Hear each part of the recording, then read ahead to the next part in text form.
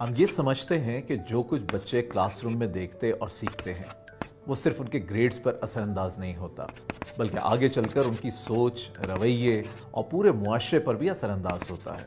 یعنی اگر آپ سوسائٹی میں تبدیلی لانا چاہتے ہیں تو آپ کو اپنے کلاس روم سے ہی شروعات کرنی ہوگی۔ کیا آپ چاہتے ہیں کہ ان کی تربیت ایسی ہو جو ان کو اچھا انسان اور معاشرے کا ذمہ دار شہری بنائے؟ لیکن کیسے؟ اس کا جواب ایک ایسے عمل میں ہے جس کا استعمال دنیا بھر میں ٹیچرز بہت عرصے سے کرتے چلے آ رہے ہیں: کیریکٹر ڈیولپمنٹ، یعنی طلباء کی اخلاقی تربیت۔ چاہے وہ ناؤنز پڑھانا ہو، فوٹو سنتھسس سمجھانا ہو یا فریکشن سکھانا ہو، ٹیچرز نے ہمیشہ سے اپنے لیسنز کے درمیان اسٹوڈنٹس کی کردار سازی پر کام کیا ہے۔ اور آپ سب ٹیچرز کی انہی کوششوں سے انسپائر ہو کر ہم نے بچوں کو نرچر کرنے والی تمام اہم کیریکٹر ٹریٹس اور پرنسپلز کو ایک فریم ورک میں ڈالا ہے جنہیں ہم بحیثیت قوم ویلیو کرتے ہیں۔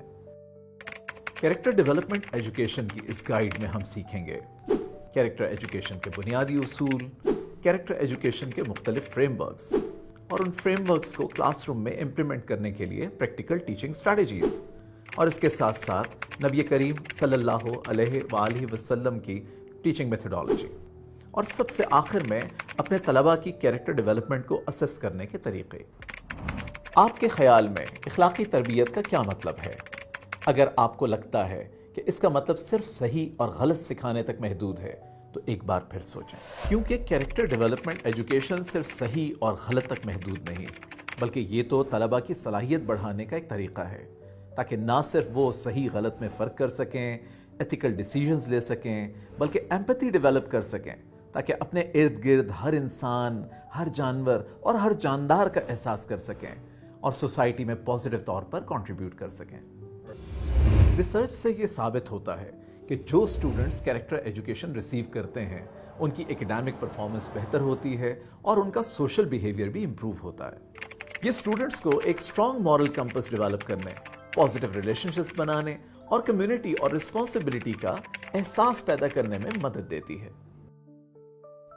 ایز ایجوکیٹرز، آپ کا کردار کیریکٹر ڈیولپمنٹ میں نہایت اہم ہے۔ آپ کی انٹریکشنز، آپ کی مثالیں اور آپ کی ویلیوز آپ کے اسٹوڈنٹس کے کیریکٹر کو شیپ کرتی ہیں۔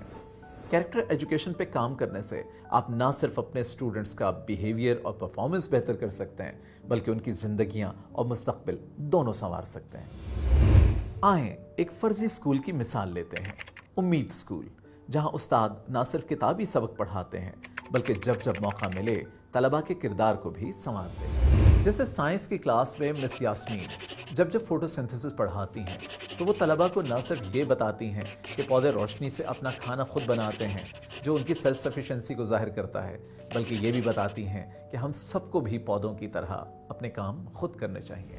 ایک دن میتھس کی کلاس میں بچوں میں سالگرہ کے کیک کو ایکولی ڈیوائڈ کرنے پہ بحث ہو رہی تھی۔